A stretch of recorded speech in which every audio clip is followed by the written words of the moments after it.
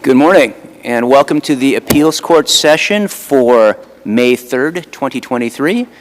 Your panel today is me, Greg Massing. To my right is Justice Ditkoff, and because of an emergency, joining us online is Justice Sabita Singh. Can you hear us, Justice Singh? Yes, I can hear you. Thank you. Okay, and there's only a slight delay on your voice, but we can hear you too. But we will proceed as in any normal oral argument, 15 minutes per side, no rebuttal. You're free to use all your time. It is your time, but there's no obligation to use all the time. If you feel like you're done, you don't have to just stand there or repeat yourself. That's fine. There's no penalty for finishing early. We have your materials in front of us on these handy little tablets. So if you see us looking down at our machines, it's not that we're on the web or looking at email. We're actually looking at case materials. And I think that's all. I think that covers it. So let me call the first case for this morning, which is Commonwealth versus Tatro, 22P999.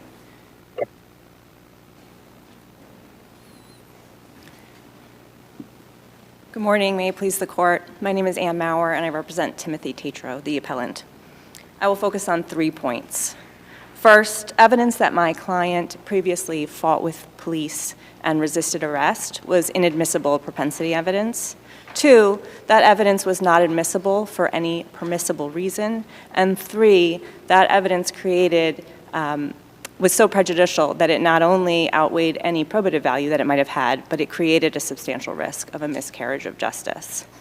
To begin with, my first point, this evidence was propensity evidence. The evidence in question were 2 statements made by Trooper Mason, who was the Commonwealth's main witness at trial. He stated on page 40 of the record appendix, "I knew that we dealt with him before in the past. I had dealt with him before in the past, and I just wanted to confirm there were no firearms inside of the house." He stated this in reference to going back to his squad car to make a check. There's 2 references to dealing with him in the past, kind of vague. Which if there was a jury, but there wasn't, or the judge could infer that he's had some, that the police don't know him because they go bowling with him. That's the inference. Yes. And there's one more. There's one. The worst one is the later one where he says we've had prior run-ins where he either fought or resisted arrest. Right? Yes. That's really the only one that'd be the worst one. Yes, that is But certainly so- the worst one. There's no objection. It seems if those seems like would be an obvious place for an objection. Was there maybe a strategic reason for not objecting? I would argue that there was no strategic reason in this case. So if you look at the entire record as a whole, there was, I believe, only one objection, and that was withdrawn. This was not a strategic decision not to object in this case. There certainly were other parts of the record where... It was actually right before this question, there's an objection for leading, right? I believe so, yes. And that objection was withdrawn. So counsel here had a strategy of putting Mr. Tatro on the stand, and he essentially admitted to all the elements of one of the charges, which was violating the abuse prevention order by not leaving the home. But he was defending against the remaining charge, ultimately the one remaining charge, which was assaulting with a dangerous weapon this police officer. All of the evidence that was elicited through cross-examination and that was elicited through Mr. Tatro's testimony was designed to show that Mr. Tatro did not have either the requisite intent for that charge or that he did not actually commit the offense as the officers thought that he did not actually point the crossbow. So maybe you want to let in all this sort of the animus that the police have against your client. To make it seem like they're ganging up on him, and they're overreacting.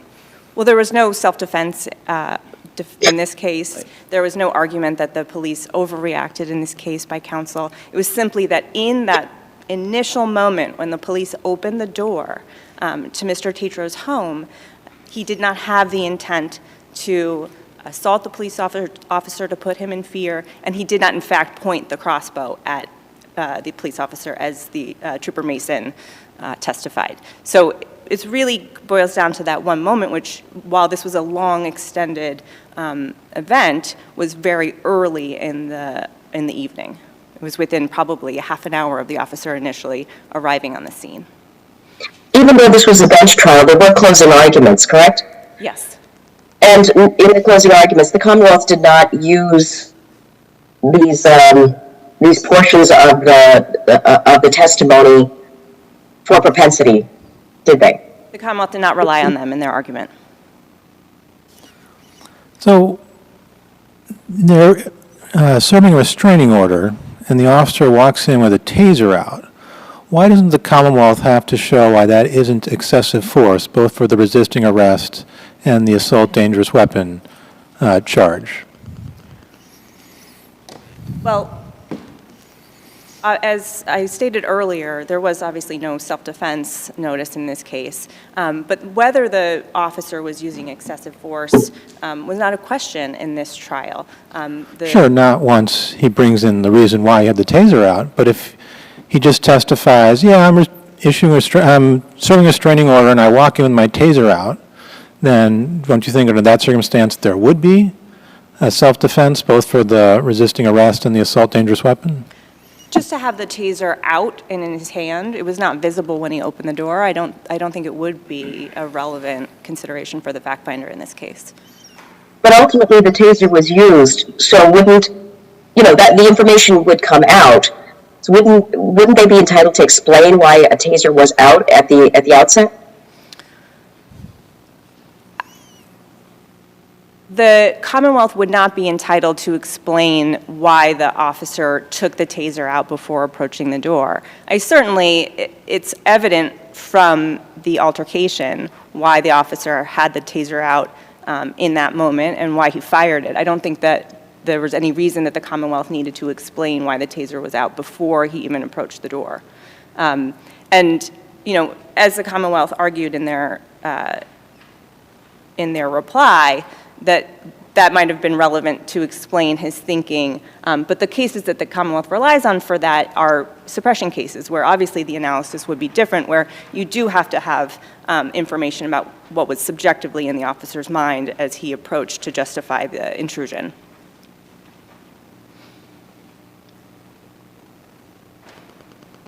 So you're. This has got your theory is you've conceded it's substantial risk of miscarriage of justice. Yes. Bench trial, and where the judge specifically finds that he didn't believe the defendant's testimony, that he was just gathering up his stuff, and that the judge says he clearly threatened the officer with a weapon.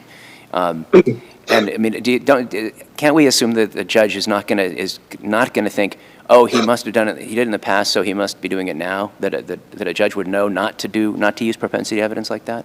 Judge, I would point you to Commonwealth versus Welcome and the cases of that progeny. In this case, where we have it's basically a credibility battle.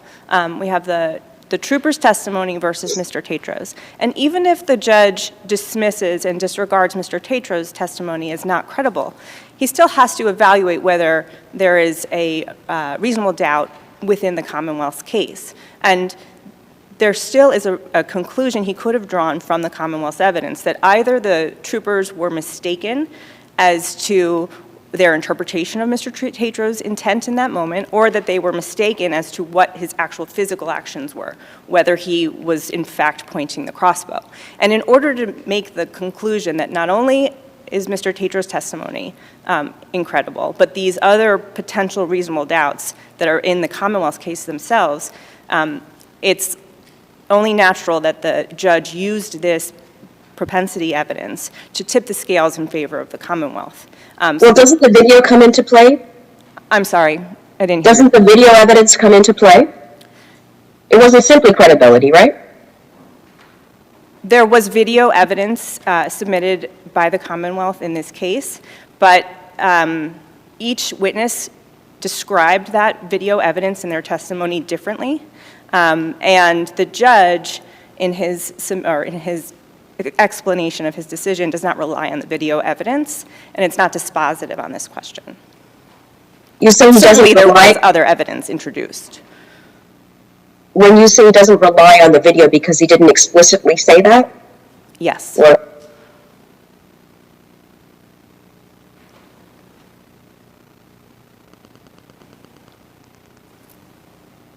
I think, if anything else you want to add? No, thank you very much. Okay, thank you. We'll hear from the Commonwealth.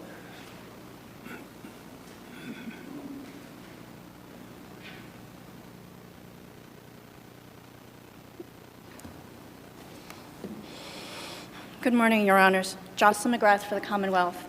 You seem to have hit on some of the concerns that we had in terms of the defendant's claim failing, basically because they can't show undue prejudice, where there's a bench trial, where the judge is assumed to have correctly instructed themselves, where they're less likely to be unduly, unduly prejudiced by inflammatory evidence, and where a judge will not be confused, basically, between the elements of the past crime and the current crime. The Commonwealth put forward 3 theories, basically, in terms of trying to decide the nature of the evidence. And one of them is inextricably intertwined. The other one is basically maybe it fits one of these categorical, relevant categories. And then there's a third kind of theory that isn't explicitly kind of unpacked, but mostly unpacked in just the argument against that this can be categorized as propensity argument in the first place because of the nature and how it came out, that it was not, as you noticed, in opening. It wasn't reinforced in closing. The ADA did not actually ask more specific questions when the officer described his experience, and also she didn't try to cross the defendant on this material. So in a sense, this is fleeting, and any prejudice that might have arisen from it would be minimal. So really, we're going back to it's hard to categorize. I would say the Commonwealth could not find a case on point for this type of standoff, assault in a standoff context. And a lot of the arguments that we made in terms of this being relevant. Yes, most situations where people point crossbows at police officers don't wind up getting to the courts. Thank you for saying that, Your Honor. I found it really kind of confusing and a little difficult, because I think that in some ways the urgency of this kind of situation is that there's not much developed case law to describe this almost like anti-intent. Like if you have an intent to basically put someone in fear, usually you're trying to back them off, or you're trying to get them out of the place, or maybe in this case the judge acknowledged that both theories of intent could be possible. But this second intent really is a little more complicated. When this doesn't happen very often, that you put someone in fear because you want them to kill you, potentially. And the defendant explicitly said this in his testimony. He said, I intended for them to shoot me. And what I found kind of concerning is that he seemed to think that this would be a defense. Like, he didn't want to hurt them. He actually was trying to hurt himself. But there is no case law. The statute is not explicit about this being a separate type of crime. But it really has much larger implications, which reminded me more of the inextricably intertwined, because it is like some kind of very strong, like those are cases, and I understand that they're probably not procedurally similar, but there is a context in which the motive is complicated, and it needs to be explained even beyond the elements. So, was there any particular reason to be asking the question, why did you have the taser out? I mean, that's not really relevant at the trial stage, is it? It's not one of the elements. I think the officer is being diligent in explaining what was going through his mind, and in other contexts, if for some reason he had actually harmed the defendant, this would be exactly what he would have to explain. So I think the officers on the ground are actually becoming much more aware of their de-escalation tactics. I think it's important that they know exactly what they're doing and why they're doing it, and I think they want to protect themselves. So I can't say that it's relevant to the defendant's intent in a very direct way, but it's relevant to the context of how this assault occurred. And I would say that we would like to encourage officers to be frank with what's going through their minds, and also to be diligent about providing a de-escalation tactic. And in this case, that probably saved the defendant's life. I mean, the officer... But do you agree that if this were in front of a jury, the prosecutor should not be asking sort of the why questions? Why did you have the laser out? Why did you do, why were you doing research? I'm not sure I would agree with that, Your Honor. I think juries are actually very curious and very kind of, in a sense, have been educated about the necessity for an officer to have clear idea of how they're going to keep everyone safe, ultimately. And in this case, he did a pretty good job. I mean, it's sort of remarkable. He didn't know he was walking into a standoff situation. He knew that there was a man in a residence who, was in violation of a protection order and was refusing to come out. But there is actually no strong connection and no obvious inevitability that he'd be faced with someone with a deadly weapon. I think. But if it was in front of a jury, it certainly would be prejudicial to be telling the jury that I, police officer, have had prior dealings. I mean, this is what jurors want, they may be curious, as you mentioned, but they're not really entitled to know because of that. They want to know, do the police know this guy? Is he a bad guy? Have they had run-ins? And this is exactly what was getting across. That is the essence of bad acts, Your Honor. That there, we cannot deny that this description of resisting arrest and fighting with the officers is a bad act. The question in front of us is, was it propensity evidence? Was it structured in a way where you were trying to prove some part of the crime by saying it was a bad character evidence or that this guy had a habit of doing a certain thing? I would say jurors are actually pretty good at wanting to know everything, and that the way he contexted it was perfect. He made it short, he made it general, and it was not it wasn't emphasized at all. And if there was some concern, if there had been an objection, the court probably could have created a mitigating instruction, would have been able to put it in context for the jurors. I don't really see that as being a really trouble with a jury. Jurors are pretty well educated at this point that this is going to come up in any kind of this. It's almost become part of our culture, which is why I was alarmed when I went to the law and I couldn't find anything that sort of described the nuance of this type of situation. Why in the world wouldn't you introduce the video? Why in the world would we not introduce the video? Yes. To you, the court? As an exhibit. Your ADA specifically said he wasn't looking to admit it as an exhibit, didn't even have it marked for ID. Your Honor, actually, I wasn't aware that it wasn't admitted as an exhibit. I had actually assumed that it was, so I can't answer that. It's possible. I could only speculate. I'm sorry. I would say that the video, it's not the key. I think defense counsel said that it wasn't dispositive. I mean, I can tell you. Have you seen the video at all? Well, no, it's not even marked for ID, so we can't see it. It's not part of the record on appeal.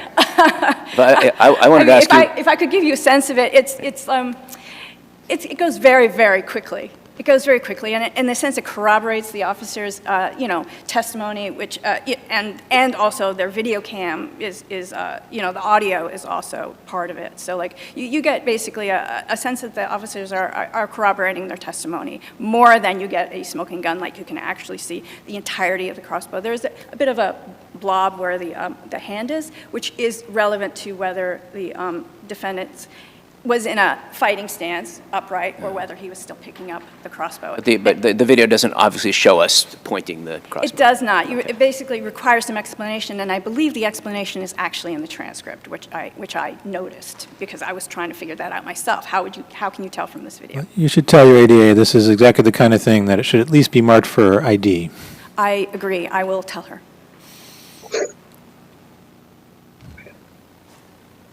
I don't think Justice Singh, any more questions? Okay, so unless you have anything else to add? I just appreciate your awareness of the standoff quality and the nuances of this particular situation. Thank you, Your Honors. Okay, thank you. Case is submitted. Calling case number 2 for today, Commonwealth versus Bastos, 21P800.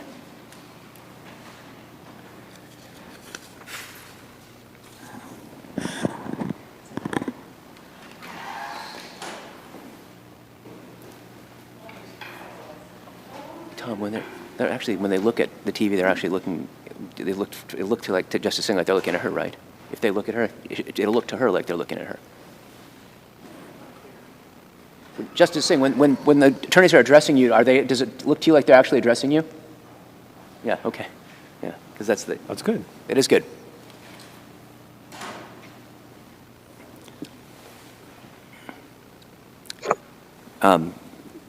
When you're ready.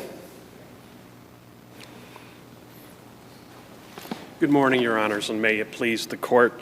I'm here to argue for Carlos Bastos today. As the court knows, I would respectfully submit that this case should have ended in the Superior Court with the granting of the defendant's motion to suppress the 4 bullets he was charged with possessing. In 2013 or Yes. 2012? Yes, it's been a... You're Attorney Hickson, right? Just make sure. Yes. Okay.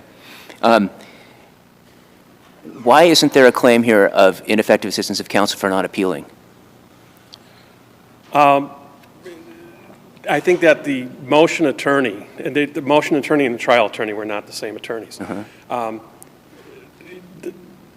One is retired and I wasn't able to locate him. The other attorney is deceased. The trial attorney is actually deceased. I got the file.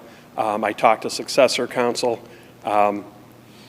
I just don't, ineffective assistance of counsel was difficult. I think there's enough on the record here to say that there was an error. I'm troubled that you can not appeal. You know, a motion to suppress is argued. A judge rules on it. It's denied. The conviction becomes final. There's no appeal. 5 years, 6 years, 7 years later, you file a motion for a new trial, basically seeking to appeal that decision. And I mean, it can't be that you're that we look at it as if it were fresh appeal. Well, I think since no notice of appeal was filed and it was outside the time, my only remedy was a motion for new trial. Right. And that new trial, in my reading of the law, includes filing of a motion to suppress. And the defendant in this case has had no other post-conviction remedy there, so this was his only one. So I would ask the court to consider. I mean, but is it? Can we possibly be looking at it under the same standard? I mean, isn't this like a waiver and a substantial risk analysis or something like that? Well, I don't. The Commonwealth says it's precluded. The Commonwealth says that it's direct estoppel. What's your response to that? Well, there's no direct estoppel because no facts were adjudicated or no cause was adjudicated. Well, no, the motion was denied by Justice Moriarty the first time around, and it wasn't appealed. Well, it was denied by Justice Daniel. I think it was the trial, Mick Daniel. Walker, I think? Walker? I'm sorry. Moriarty was the trial? Yeah, the transcript says Walker. Oh, I'm sorry. Justice Walker denied the defendant's motion to suppress. It couldn't go back to Justice Walker's. He subsequently was deceased. There was a trial. Judge Moriarty was the trial attorney. I brought my motion for new trial in front of Judge Moriarty on the motion to suppress. He did not act on the motion to suppress. He just simply did not act on it. He acted on my other motions, but he did not act on my motion. And then he retired, and then it went in front of the regional administrative justice who did act on my motion. So I finally did get a final order that was timely that I could appeal from, in my opinion, and I did so. I did what I could to preserve this issue. Why a notice of appeal wasn't filed, it just wasn't. And to me, the case law was clear. I had to file a motion for new trial under Commonwealth versus Coe. Okay, well, so let's get, so what exactly are you saying should have been suppressed? The 4 bullets found in Thamisha Gomes' bed, and that physical evidence, and as well as her statements and testimony that was inculpatory to the defendant, which was essential to the Commonwealth's case. Well, her statements to the police officers in the apartment. Yes. And what did she say?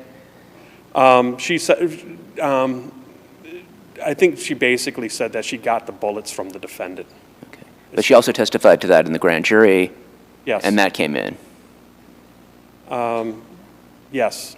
Yeah, her testimony is inconsistent.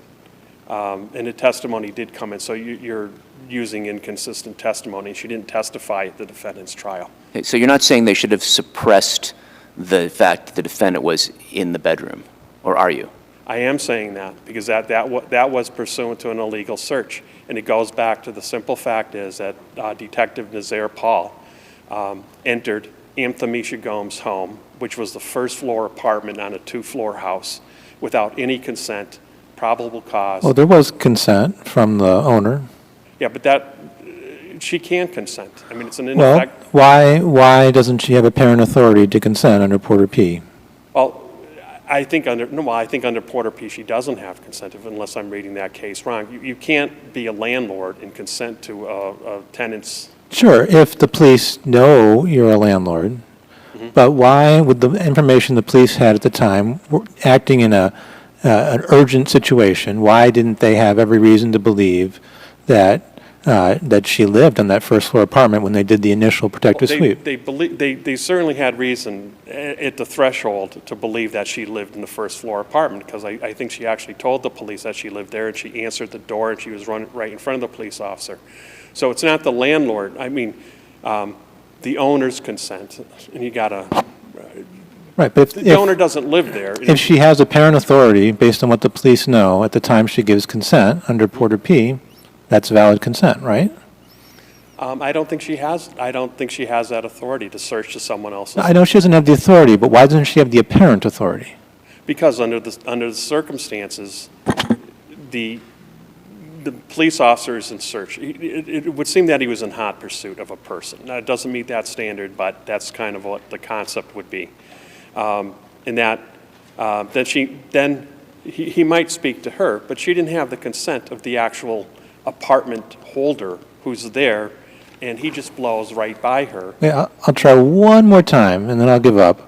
Why doesn't she have apparent authority to allow the protective sweep? Because it's not her apartment, and she has no reason to go in there, and the circumstances do not come close to meeting any sort of emergency exception or anything else. The evidence is actually contrary to an emergency exception. Children were playing outside. The actual tenant resident was calmly addressing a police officer. There was no evidence that she was nervous, or there was gunfire, or there was a hostage. And I would say that, there's nothing on the record. She just, it was just kind of acquiescence to authority, as I think it would be, and not apparent consent. And then when you actually go to the person who's living there and they say, you just blow by them, that I don't think that can be considered consent under, when the burden is on the Commonwealth, and it's a substantial burden to So for standing, there's only automatic standing if the charge is that the defendant possessed it at the time of the search. Yes. But here, the evidence is that the defendant possessed it a few days later when he handed the bullets to Gomes, which was not the time of the search. So why is there standing to challenge the search, automatic standing? Well, because of the nature of the charge is simply possession. He was charged with possessing. Right, but it's only if he's charged with possessing at the time of the search does he have automatic standing. If he's charged with possessing it at a different time, for instance, you charge someone with possession of a firearm and then he tosses the firearm. Right. He can't, he doesn't get standing to challenge the search of the bush at that point. No, I would say the entire gravamen of the case, as I read it, is that he was charged with the possession of the bullets in the bed of that time. Now, I know that there was evidence that he gave them to her a few days earlier, and she was storing them. But I think I understand the court's point, and that would be why her statements would be suppressed as the fruit of the poisonous tree, or coerced or non-consensual for their own independent grounds. There would be no evidence in this case unless there was that search of a house with closed doors and subsequent statements that were purportedly given by consent. But the court can see that consent.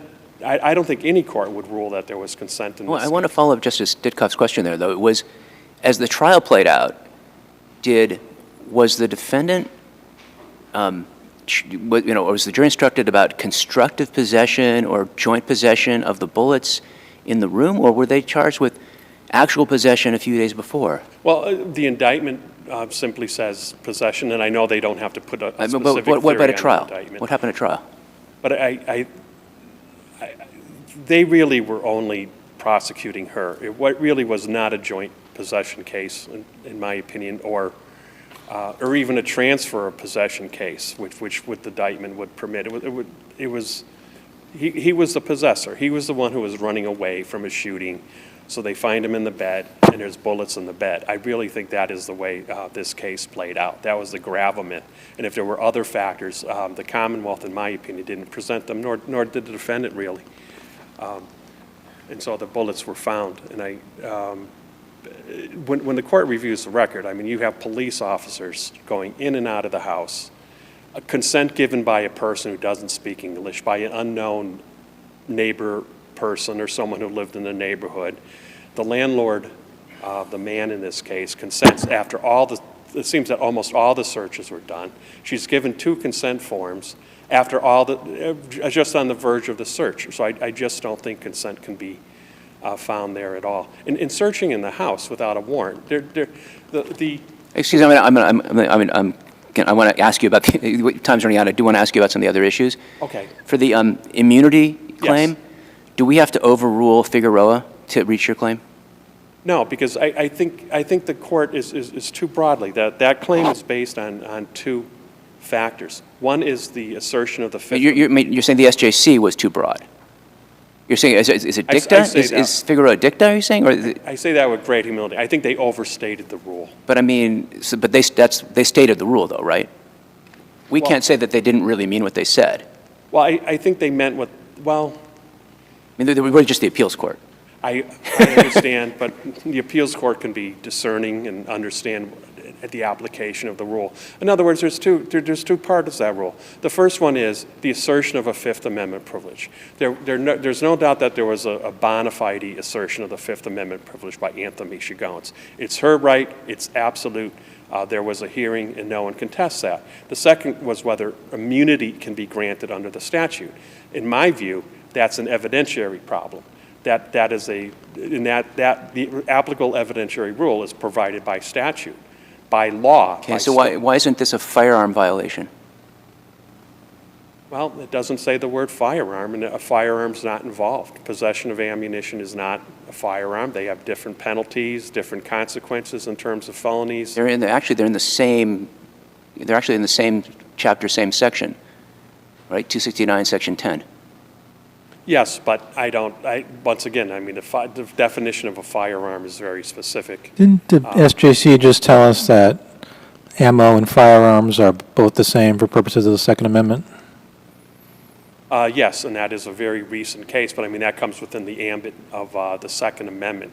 So it goes to the quantum of proof. The Commonwealth must prove to possess unlawfully a firearm and ammunition. So that I don't quarrel, of course, with that finding or the rectitude of that finding.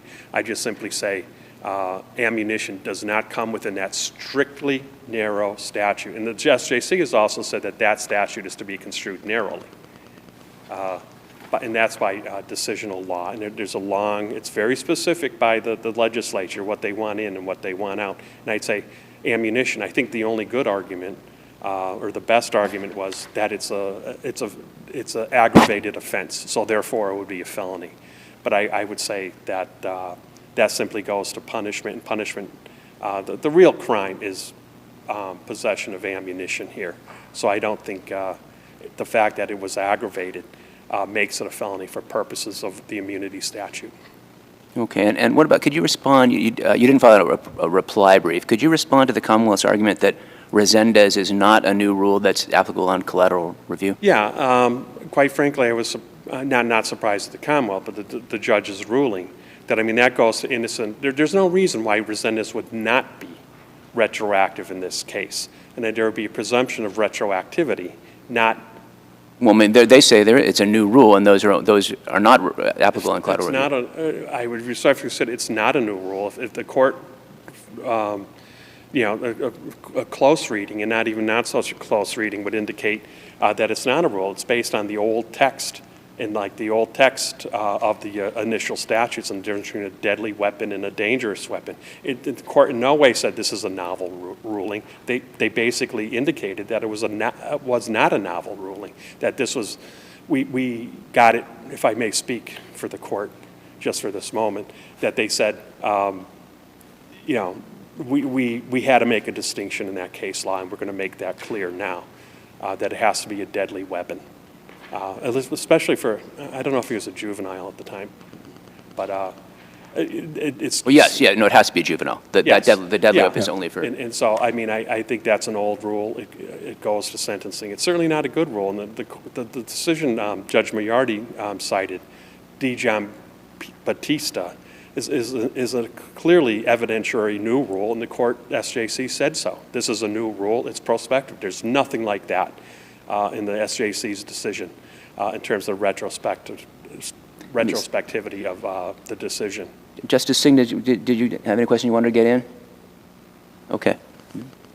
So that's, thank you for your argument. Attorney Hickson, we'll hear from the Commonwealth. Thank you very much.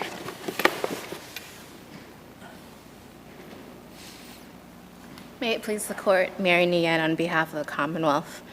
With respect to the motion for new trial addressing the motion to suppress, I'll go right into the merits. I know that my sister did talk about the defendant being directly estopped for relitigating these issues since they were already litigated. There was nothing new raised in the motion for new trial. By sister, you mean your predecessor who wrote the brief?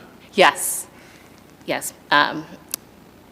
So I'm going to rely on her brief with respect to directly. I mean, does direct estoppel apply here? I think so, because I think she cited the case, and it's.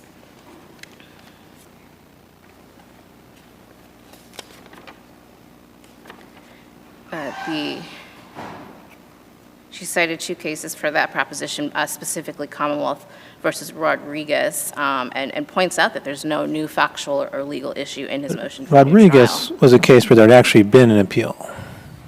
I'm sorry? Rodriguez was a case where there had actually been an appeal. And there was no appeal in this case, so there is finality, as I think you referenced with my brother, in the motion to suppress ruling. Right, but normally, things that don't get raised in the first appeal or raised in the first motion for new trial can still be raised in a subsequent new trial motion. There's just issues of waiver that make it much more difficult. Yes. But I think here, what my sister is saying, and I stand by, is that, there has to be a new factual or legal issue that's raised in what was already litigated. So we're essentially relitigating, and that's the whole premise of direct estoppel, is not relitigating issues that have already been litigated in the same proceeding, this case. With that being said, if there are no other questions on that particular discrete issue, I wanted to move on to the merits, that being the legal analysis in the lower court by Justice Walkers and Sullivan were correct, particularly Justice Sullivan, because we're talking about a motion for new trial regarding the motion to suppress issue. Certainly, there's no reason to disturb his legal analysis, specifically the emergency doctrine as well as consent. We didn't really talk about emergency. What's the emergency? Yeah. Sure. So you're well aware that there's two requirements for that doctrine to apply, and here certainly the emergency is that there's this. Based on all the following facts, which Judge Walker found, in which there has been no clear error raised. So the facts, I suspect you'll give deference to, are that there was a objectively reasonable belief that a shooter might be inside that home based on these facts. There's a short time period of only about 20 minutes between the time Detective Paul was notified of the shooting in the area of Green Street and then and his entry into ultimately at 45 Newberry Street. So we're talking about a short window of time, and then there's the path of the suspect that the police were aware of from the shooting into 45 Newberry Street, the close proximity. What's the evidence of that? Wasn't there some like a sort of a tip? There was a correct. Was there So they have that information. is there anything to provide solidity to that tip? I mean, normally with a tip, you get at least a little, even in this context, some sort of half Aguilar Spinelli. I'm just going to I literally reference Judge don't know the Walker's answer. facts to try to answer that question Your Honor, if I may. I apologize for the pause.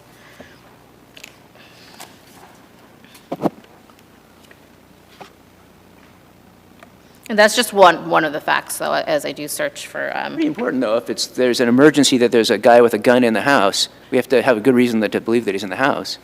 Well, correct. So just going back to all the facts known to the police when we're talking about reasonableness, there was the close proximity of about 90 feet between both 45 Newberry Street and the area of the shooting that was reported, the presence of children, and then people being in the home at 45 Newberry Street, that being both Ms. Fernandez. Right, but they can't search every house that's in the vicinity of the shots fired call. Right. I mean, so you got to get that house, and I could be missing something, but the only thing I saw was we received information that the shooter ran to that address, which in much. I mean, does that really get you anywhere when it's that vague?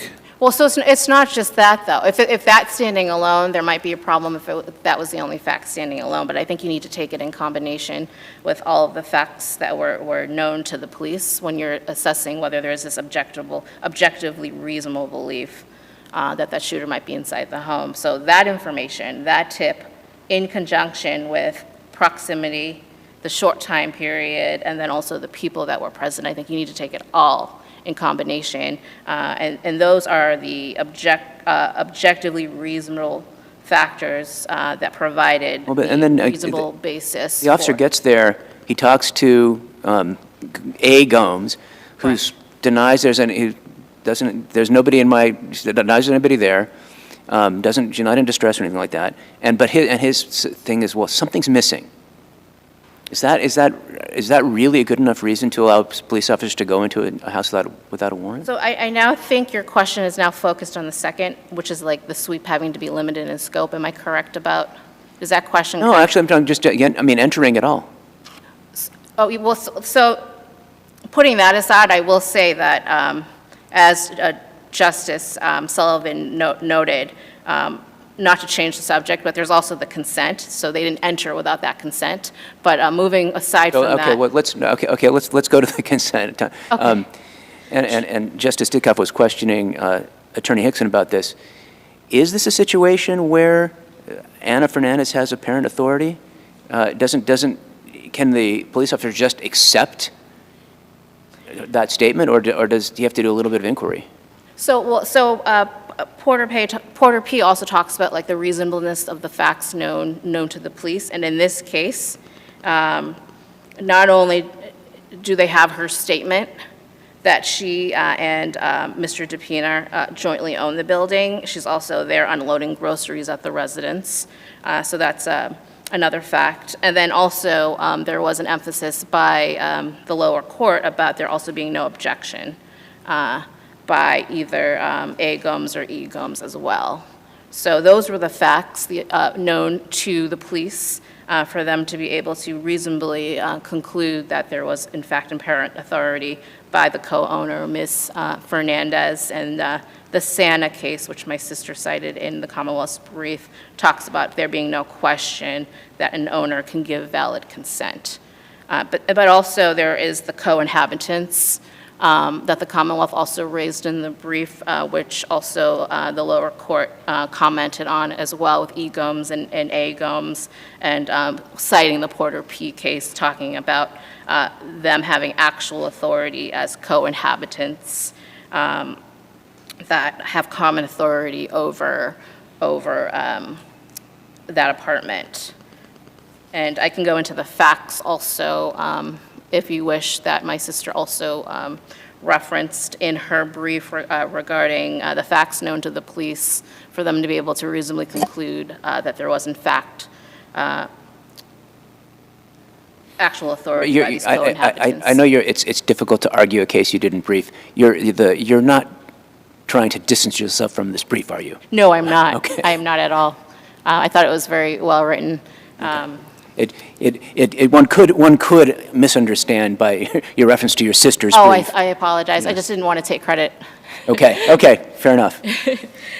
Did you want me to go into the facts, or I can move on to another issue? I know you have the brief, so I can move on to, I know you touched very briefly on immunity and then also on the issue of Resendez. I'm happy to go into any of those if you have questions.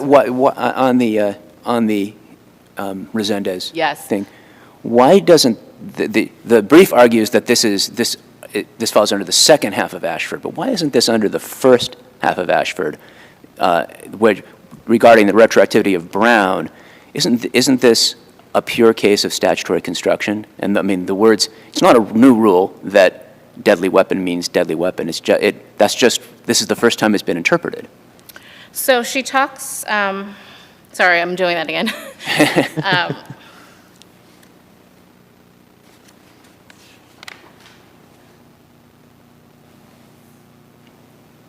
So we place great emphasis on new rule, it being a new rule, and I think that the language in Resendez, which I believe Your Honor was on that panel, talks about there being no cases, no precedent. So and she also cites another case that talks about, that gives a little more language on what a new rule is. I'm just going to turn to that part.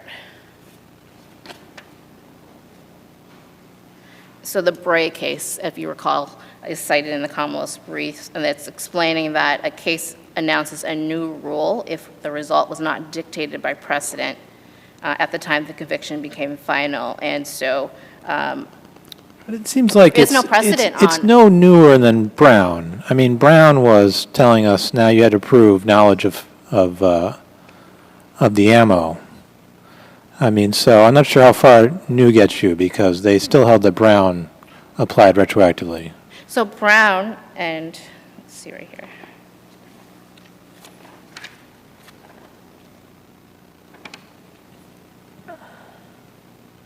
So I think the distinction that the Commonwealth draws with Brown and the 10N interpretation is that it's not a new rule. And as Justice Gaziano talks about in the Ashford decision, it relies upon Commonwealth versus Johnson for its interpretation. So he talks about how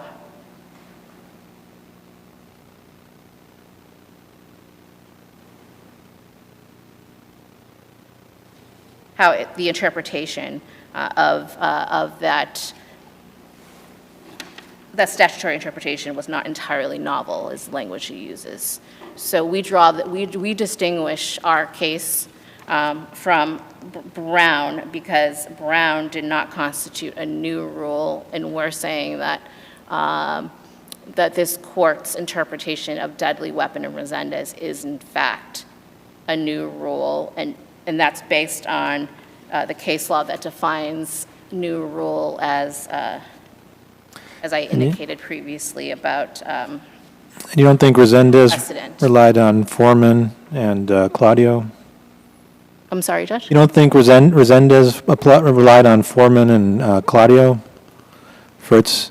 I mean, you say that Brown relied on some earlier cases. Why didn't Resendez apply on some earlier cases? It certainly cites and discusses earlier cases.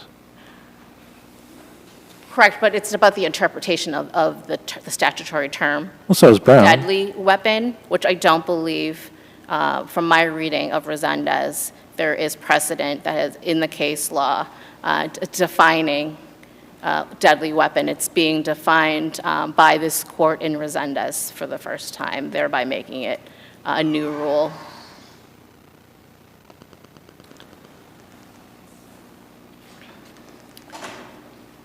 Are there any other questions on the retroactive issue? And if there are no other questions, I would rest in the Commonwealth's brief and respectfully request that you affirm the lower court's denials of these post-conviction motions. Thank you. Thank you. I think, seeing no questions, thank you. The case is submitted.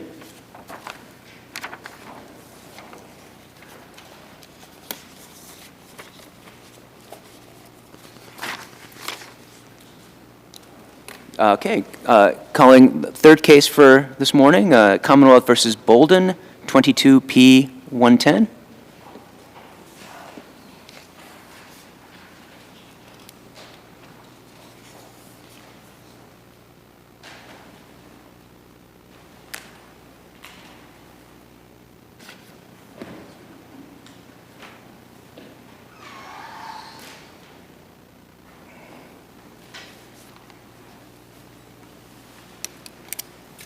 Morning. Good morning, members of the panel. May it please the court, my name is Stacy Silvera, and I represent the defendant, Alan Bolden. We are here today on the appeal of the defendant's conditional guilty plea entered before Justice Liu with the consent of the Commonwealth at that time. I'd like to take today, I assume your honors are very familiar with the facts and the case law, so what I'd like to start out by doing is perhaps amplifying a few facts from the evidence that isn't quite as clear in the statement of facts in either brief. I'd like to start with Exhibit 3, the audio. If the court reviews the audio, two things are quite clear. First, after the first description that the victim tells the 911 operator that the defendant is white, she then gives a second description that includes the defendant as Hispanic or African American, at which time the 911 operator actually states, well, that's a big difference, or something to that effect. So when you hear and listen to the actual words in the 911, which we don't have a transcript, we just have the audio, every time the defendant... We have listened, by the way. Excuse me? We have listened to the 911 call, or at least I have. My point is that the 911 actually weakens the dispatch and the CAD in the CAD exhibit that was presented at the suppression hearing. The 911 call not only shows the sort of disbelief of a normal layperson trying to get the description, but also that the victim's really focused on the goods coming out of her house and not necessarily what the burglar looks like. The second thing I would point out to the court would be moving on to the gloves, which really aren't focused on that much. But when the court looks at the gloves, Officer Kennedy testifies that the defendant was wearing gloves.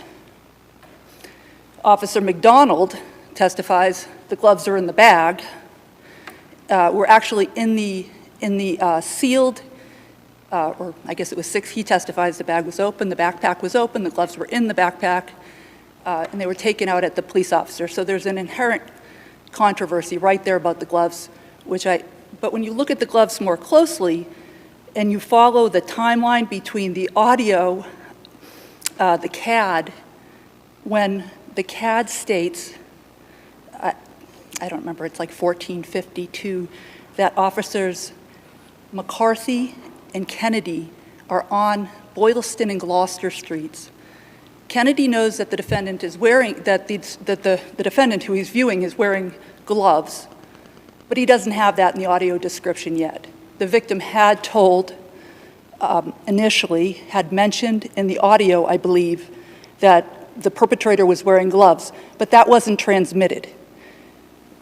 And Judge Liu doesn't rely on the gloves one way or the other. He doesn't make any findings about the gloves. He doesn't make any findings. I actually think the gloves make a big difference in this case because they go, again, to weaken the evidence for the Commonwealth. The gloves, when you look at the gloves, first of all, you have Kennedy saying the suspect's wearing gloves, and in fact, the description he has is of a black jacket with a hat. The defendant's wearing a hat, a scarf, other winter attire in December, but there's no mention of gloves, so he's picking somebody up with gloves. I mean, but I mean, just as a matter of logic, doesn't it make sense that when you're robbing a house, you would take your gloves off, and when you go outside on December 10th, you put them on? I mean, why would there be a description? Why would there be a description of him wearing gloves?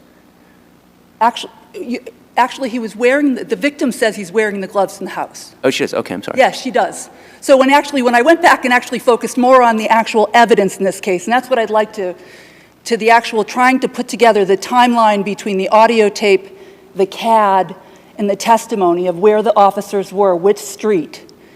The victim states that, right away tells 911 he's wearing gloves. It doesn't go out initially on the CAD. It doesn't go out in the dispatch. The CAD shows that it's only after Kennedy's on Boylston and Gloucester and that the suspect, and they put out there's a suspect, that then it says there's another follow-up, he's wearing gloves. At that point, the defendant's already been stopped. The gloves then go to show the the credibility of Officer McDonald's testimony at trial. For the most part, Justice Liu seems to have found that both officers, parts of their testimony, highly incredible. It's hard to say, where the gloves were located. Kennedy testifies he's wearing them. McDonald testifies they're in the bag. He opens the bag, and that's where he finds the gloves.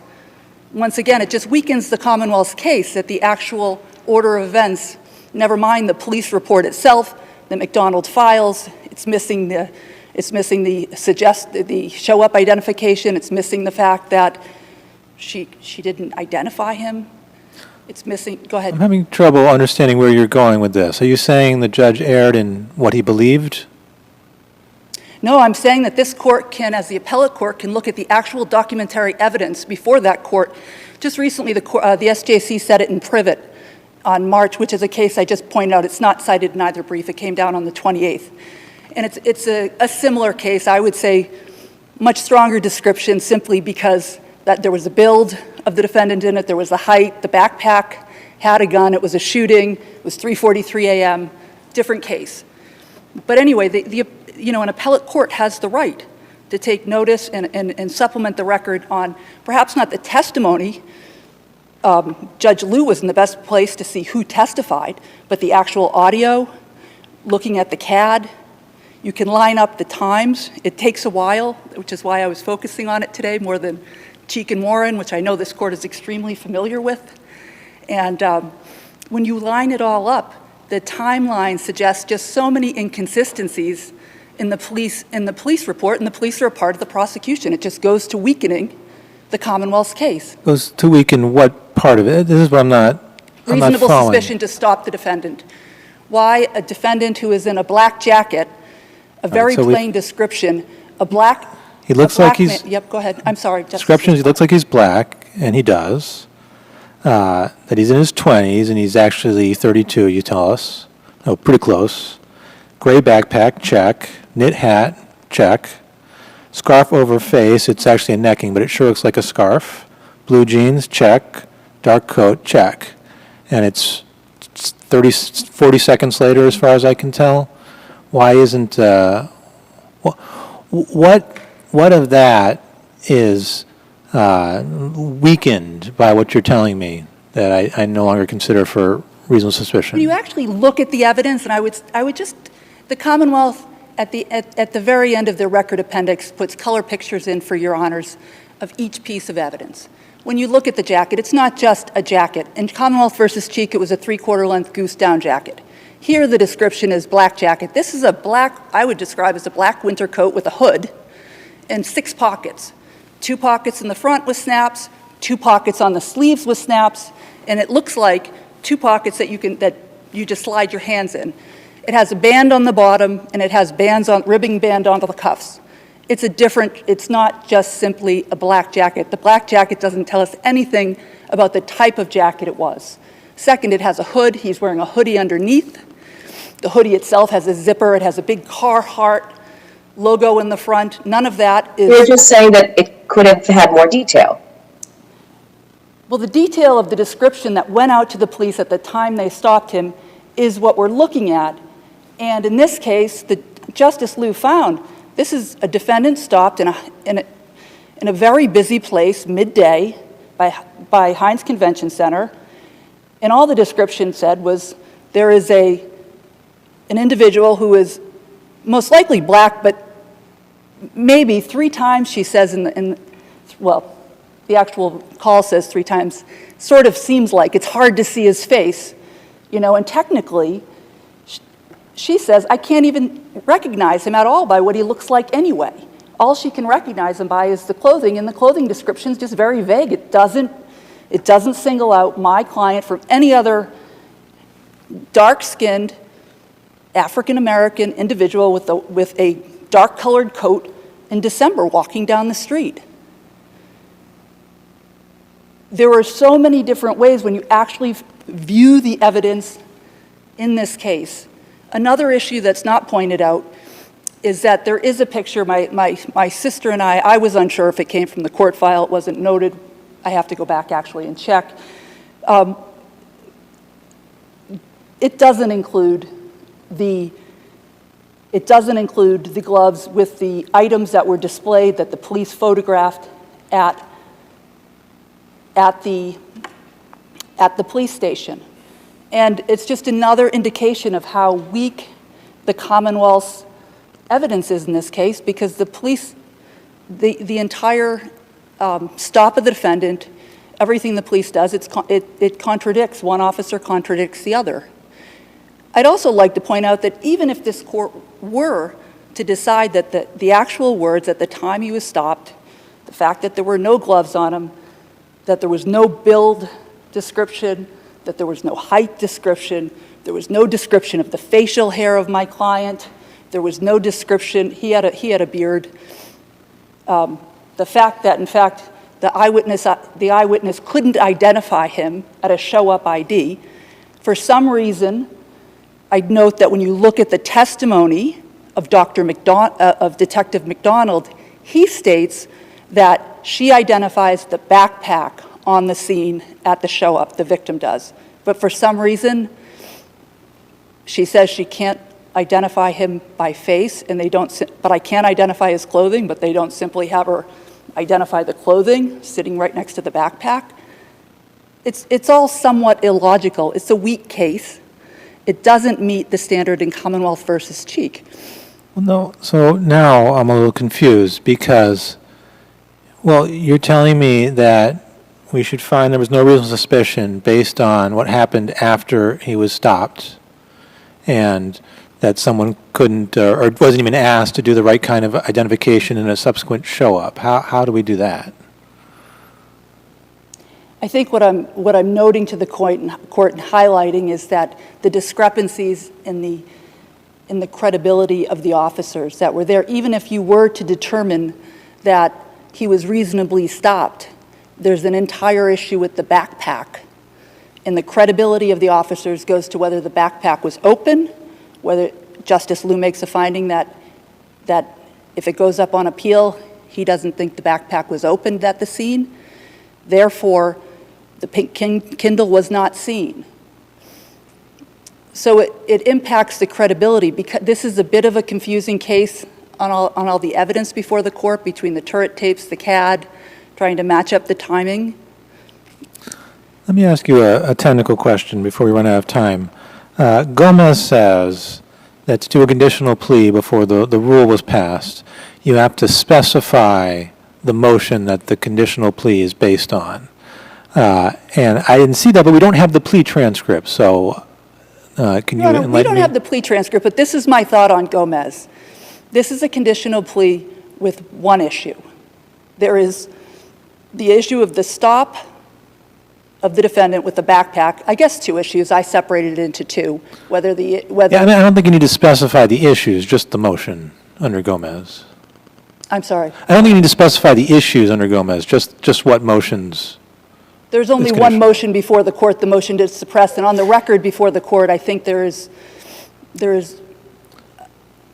almost no way to look at the record and say Justice Liu did not know exactly what issues were being appealed to this court in an appeal of the conditional plea. You mean Judge Pierce, the plea judge? I'm sorry, Judge Pierce, yes. And I'd also just note, for Your Honor, that I had two sheets I submitted to the court. It notes that the district attorney initialed the deal, the language was crossed out, and it was signed by the judge. When I reviewed Gomez, it seemed to me that it was properly before the court. We might be in a different place if there were a number of different issues or motions before the court, but I don't believe that given the record before the court, I think it's properly here on appeal. If there are no further questions, I would rest on my brief. Seeing none? Thank you. Thank you.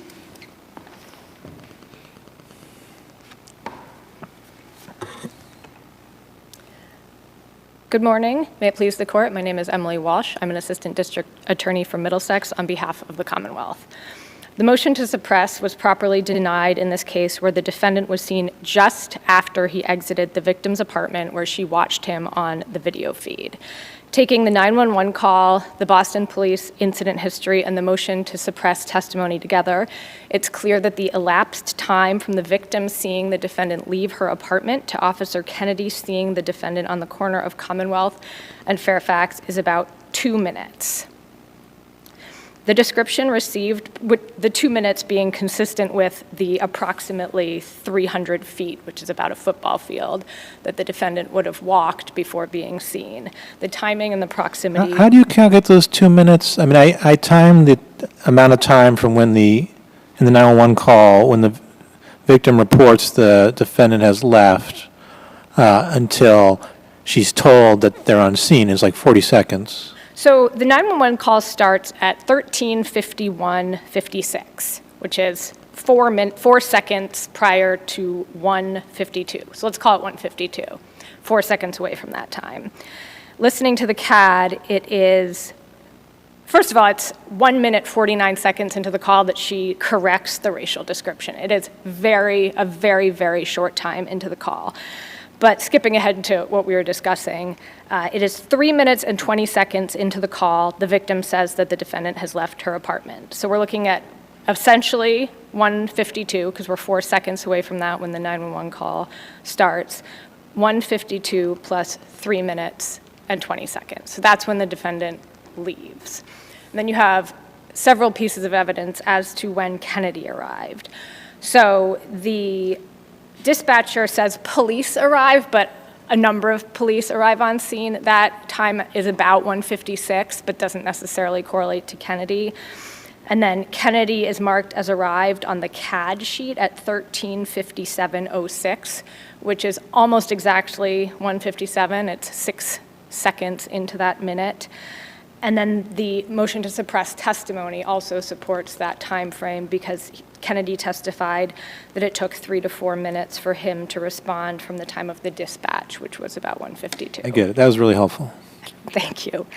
So in terms of I mean, I noticed a footnote that sort of frightened me in terms of Jones-Pennell. The judge sort of makes the finding that the witness was all over the place as to the skin color of the person in her house. And the judge's findings are that the police description was he was a white male, and then Hispanic or black, and then black or tan, and then looks like he's black.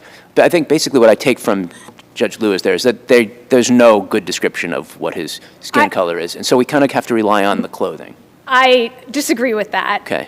For a few reasons. First of all, if you've listened to the 911 call, contrary to my sister's argument, I think it makes it very understandable what happened. So the 911 transcript, the dispatcher says, what does he look like? White, black, Hispanic. The caller says, he looks white, he has a black coat on and a hat, some kind of knit hat and a backpack. It looks gray. How old is he? It looks like he's in his 20s maybe. Oh, he's actually Hispanic or African American. It's hard to say. And as my sister relayed to the court, the dispatcher then says somewhat incredulously, that's a big difference. The caller responds by saying, it's hard to say, ma'am, because he has something covering his mouth, like a scarf. It's very clear what's happening. She's telling the dispatcher she really can't see his face because it's covered. The dispatcher responds, scarf over his face? She says, yes. And then at 2 minutes, 33 seconds into the call, so this is about halfway through the call, this is before the officers have arrived on scene. She says, maybe African American, and then she says, if you listen to the 911, at 2 minutes and 36 seconds, she says firmly, it's African American, he has dark skin. Prior to that, you can hear in her voice, she says, maybe African American, and then it's African American, he has dark skin. And then at 3 minutes and 20 seconds, she says, he's leaving the apartment. Jeans on, dark coat, African American, something covering his face. And then the dispatcher, you can hear her yelling, he's leaving right now.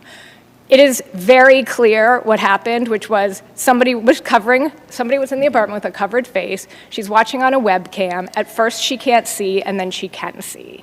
It's not that she's all over the place. Okay, so but in terms of my Jones-Pennell problem, I think you're actually I'm sorry, I agreeing. didn't hear that You're first part. agreeing with Attorney Silvera, actually, is that we can make our own, we can listen to the tapes and make our own factual determinations. We can we don't have to pay attention to the trial judges in as far as their You do not need to pay attention to clearly erroneous rulings, but I would say that, in fact, the factual finding, in the initial factual finding number 3, it's somewhere between clearly erroneous and just not clear, because what it actually says, it says, at the moment police stopped Mr. Bolden, the description given was a white male with a gray backpack and a knit hat, then stating that he was in his 20s, maybe Hispanic or black, and a scarf over his face.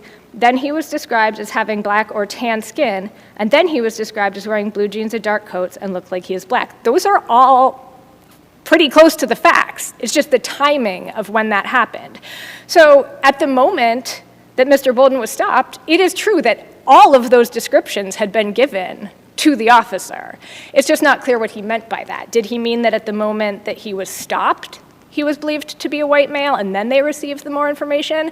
If that interpretation prevails, then it would be clearly erroneous, because it's blatantly contradicted by both the 911 call taken with the CAD as to timing, and the testimony of Officer Kennedy, where he clearly says that he had received the final description by the time he initiated the stop, and by the time he saw the defendant on the corner of Fairfield and Commonwealth.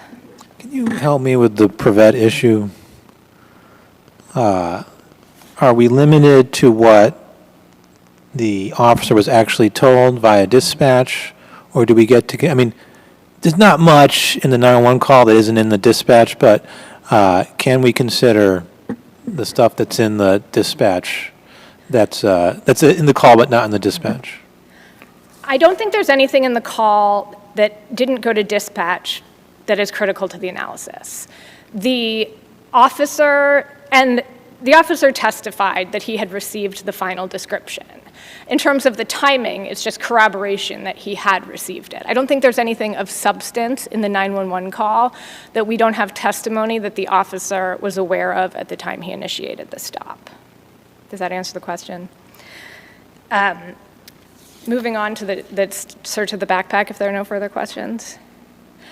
The police properly conducted a pat frisk of the backpack because a Terry-type pat frisk could include the defendant's backpacks where officers reasonably believed that the defendant could have concealed a weapon there.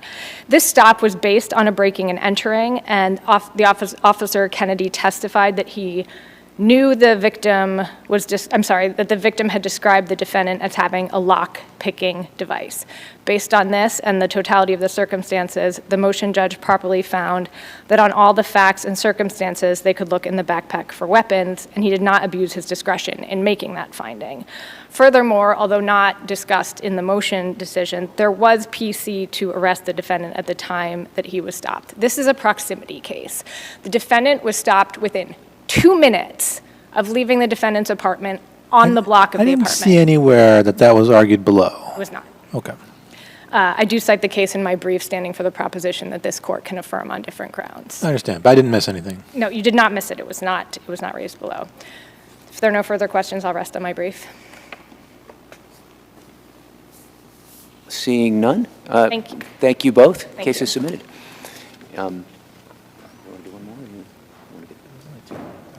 All right, so as our tradition, after 3 cases, we take a short break, and it's can be up to 15 minutes, but I think today, given the circumstance, we probably will not take a full 15 minutes, so we'll see you back here shortly for cases 4.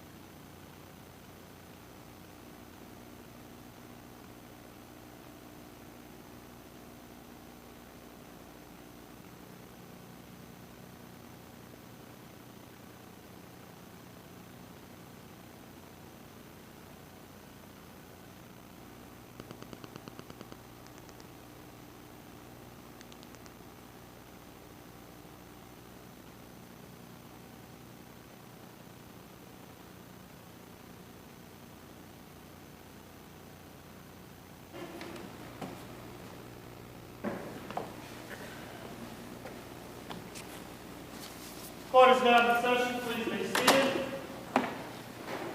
Okay, we're back on the record here for case number 4 today, which is 22P849 TL.M versus TM.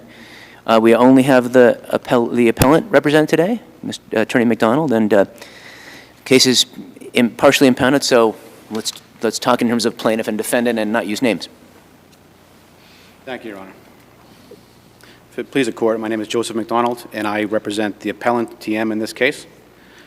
We are appealing the issuance of a 209A abuse prevention order, ordered by the trial court against the appellant, and we're asking the court to vacate that order based on what we argue is an error by the trial court in issuing the order and not considering all of the required factors for the issuance of a 209A order.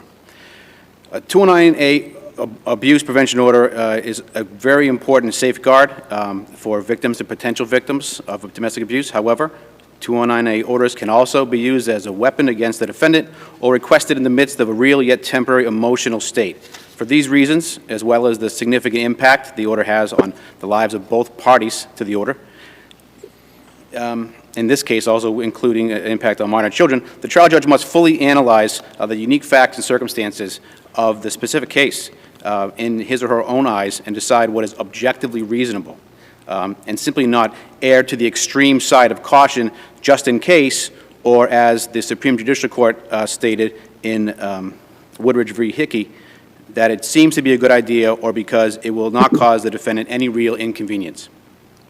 Counsel, wasn't there an actual physical assault in this case?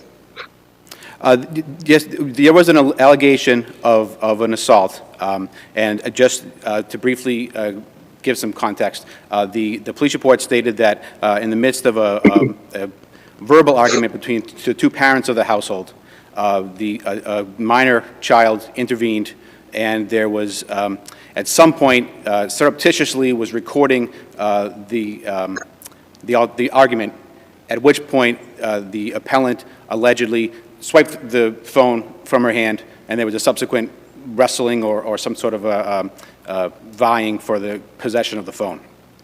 So yes, and there was an assault and battery charge brought against the appellant in that instance.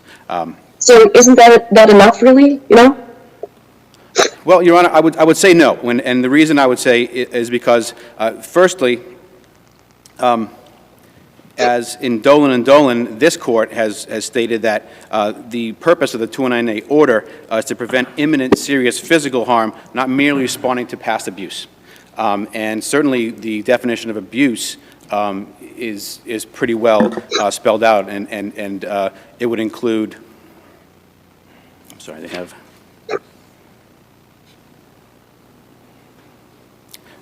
But isn't a sort of, you know, the restraining order was taken out in the immediate aftermath of this assault.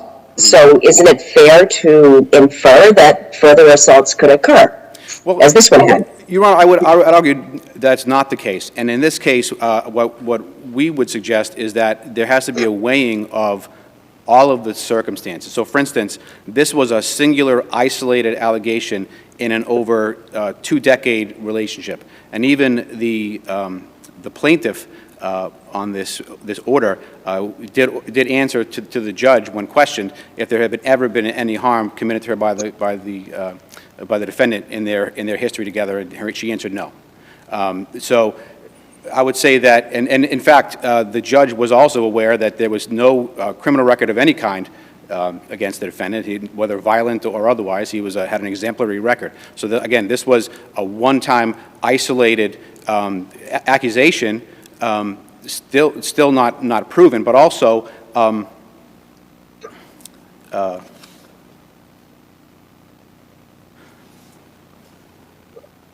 again, balancing against the history of the parties to suggest that one incident would be a stronger indicator of the future than a long history, I think wouldn't make sense in this case.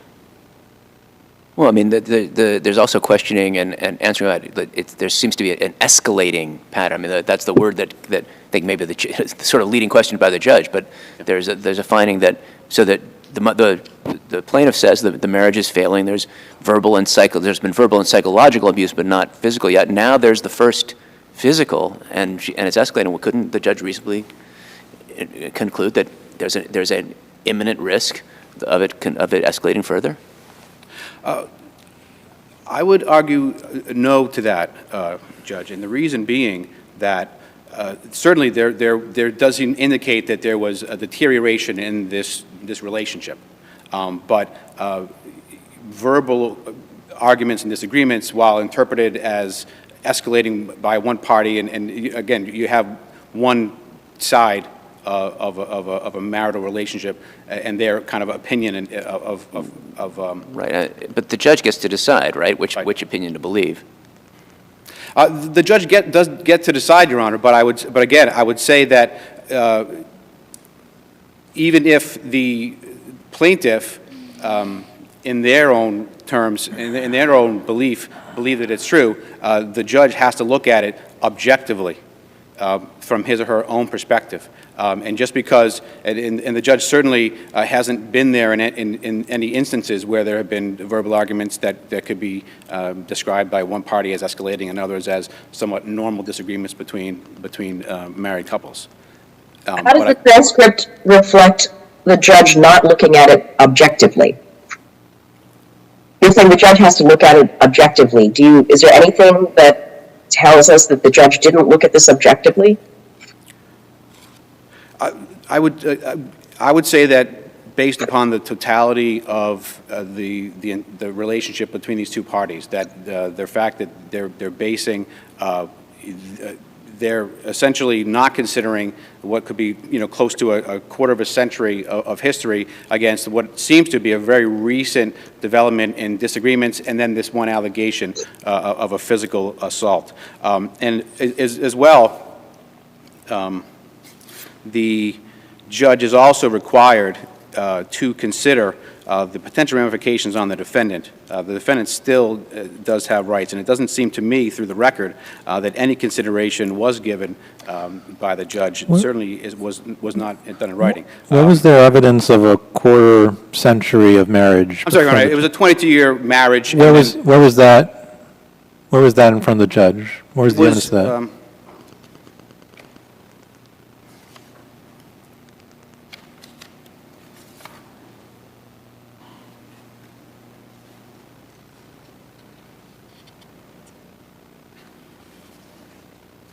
I believe that it was asked during the questioning of the plaintiff.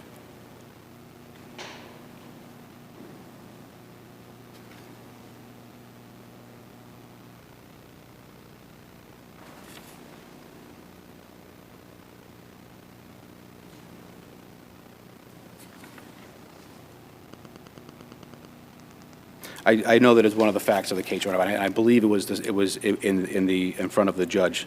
When the question of the plaintiff, I don't think there was any dispute regarding the length of the marriage. But I mean, there might not be a dispute, but there might not be any evidence of it. And similarly, though, there's no evidence on the record of the ages of the children, right?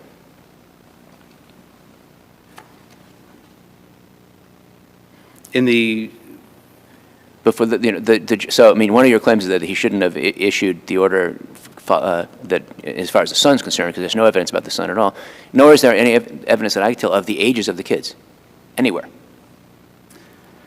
Well, I believe that there was evidence that they were minors, Your Honor. But however, No, but I'm asking evidence that the judge had. Do we know? I guess the daughter obviously is old enough to have a cell phone. Right. So she's some sort of teenager, maybe. Correct. We could infer that, but we don't know do we know if the son is older or younger from the record? Well, it's in the application, right? The application for the restraining order? Correct. But the son was 15 at the time. And that's on the record. That's on the application. Correct. So can you speak to your argument about, you're saying that there wasn't sufficient evidence in the record to have the restraining order apply to the son? Yes.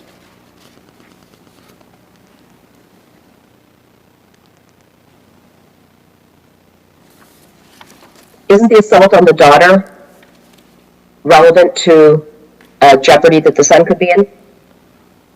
I'm sorry, Your Honor, I didn't quite hear. Yes, the assault on the daughter, isn't that evidence that the judge could consider with respect to some jeopardy that the son might be in? Your Honor, I do believe that certainly the judge obviously needs to consider that incident in light of the entire family. But I would say that the judge was also presented, it was explained to him by the defendant at the time that and it was not disputed, that there's never been any even disagreement between the father and son. There's certainly no physical assault ever alleged. So I think that this really amounted to there being a more contentious relationship at that time during a teenage daughter and a father, which is not really uncommon. But also, Why does there have to be any danger to the son? This is the wife's restraining order, and if keeping him away from her minor children protects her, isn't that enough?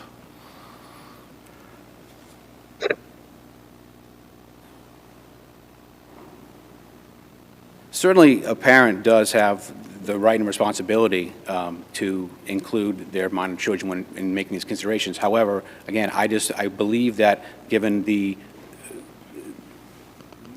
weight of the evidence suggesting that this was not something that would indicate an ongoing imminent threat versus a unique, unfortunate incident that happened in one time, would outweigh. Let me ask you another thing about the son.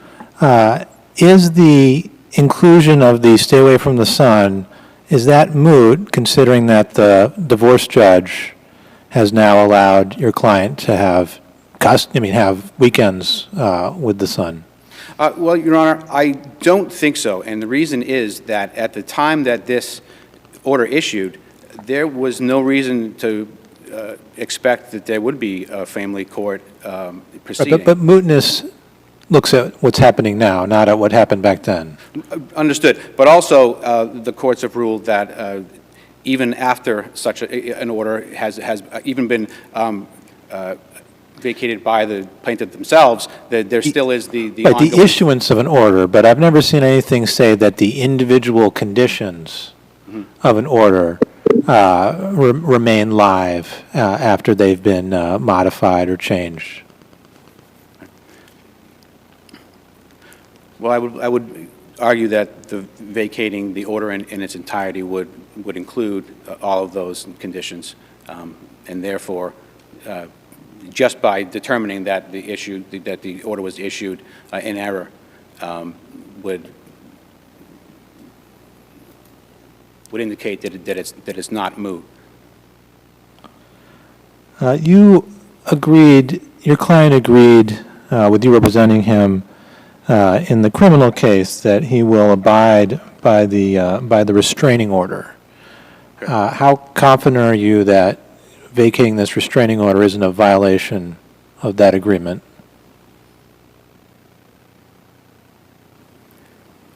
Well, I'm confident in that it is the defendant's right to appeal this order, and that has been stated by the Supreme Judicial Court.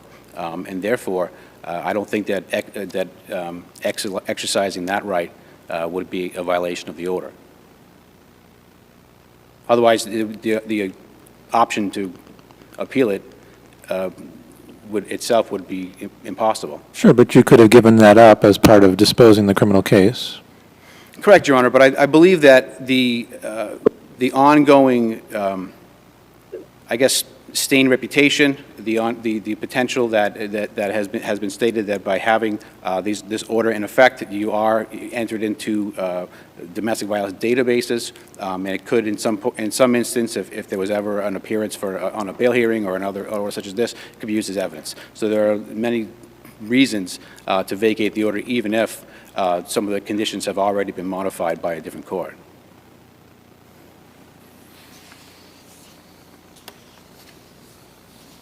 Well, if you have anything to add? No, Your Honor. If no other questions, I will rest on my brief. Okay, thank you very much. Case is submitted. And calling the final case for this panel this morning, JANE DOE versus JAMPA GONPO, 22P729.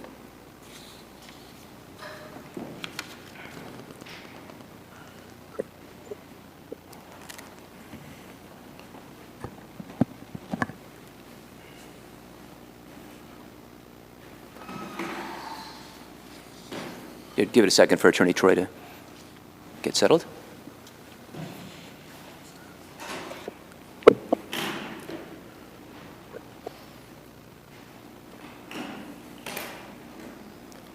All right. Good morning.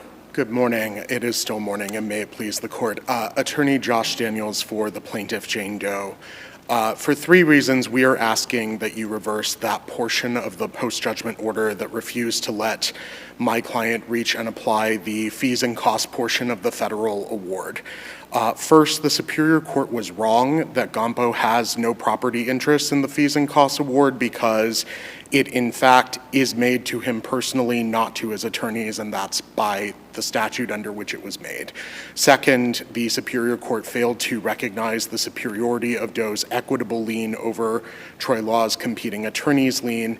And finally, the Superior Court failed to give sufficient consideration to the equity aspect of the attorney's lien issue and the motion for permanent injunction that it had before it. And I plan to take those in turn. So on the property interest piece, I don't think there's any serious debate that the Superior Court got this piece wrong.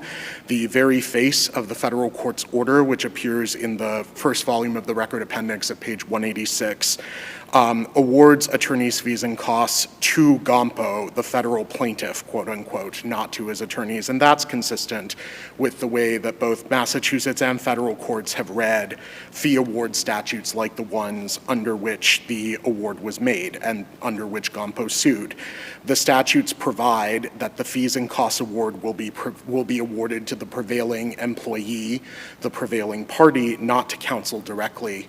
The cases I rely on for that are, among others, Hyannis, Cadlick, and the Supreme Court's decision in Ratliff. Is it even though the judgment we're talking about to reach and apply is a federal judgment, we're all in agreement that the state attorney lien statute and the state wage act are the governing laws we should be looking at? The governing laws for purpose of? Well, for example, who's the judgment for?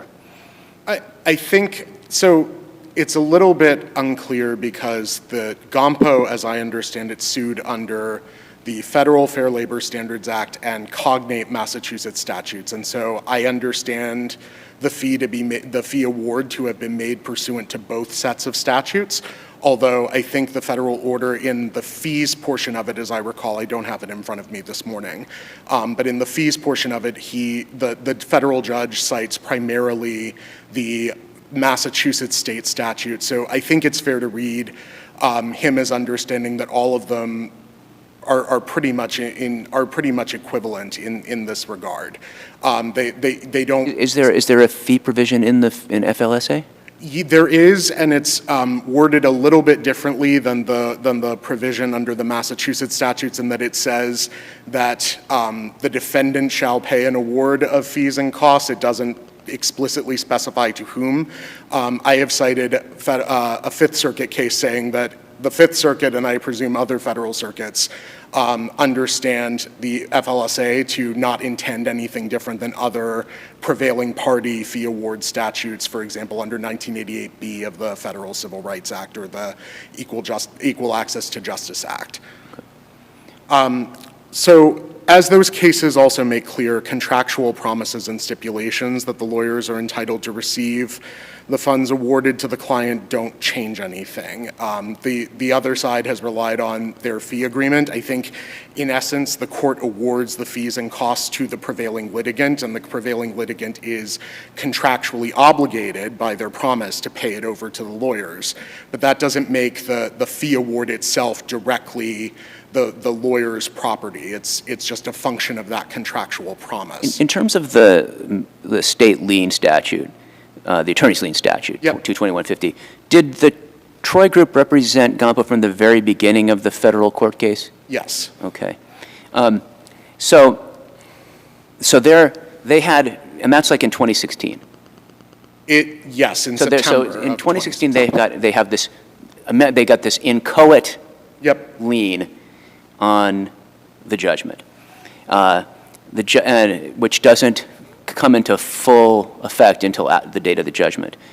But you first get the reach and apply motion after the jury verdict, right? Yes. You didn't even file your suit until after the federal jury verdict, right? Correct. The timeline is the federal jury verdict, I believe, comes out close to the beginning of 2020, I think January 3rd, and then this suit in Superior Court gets filed in early February.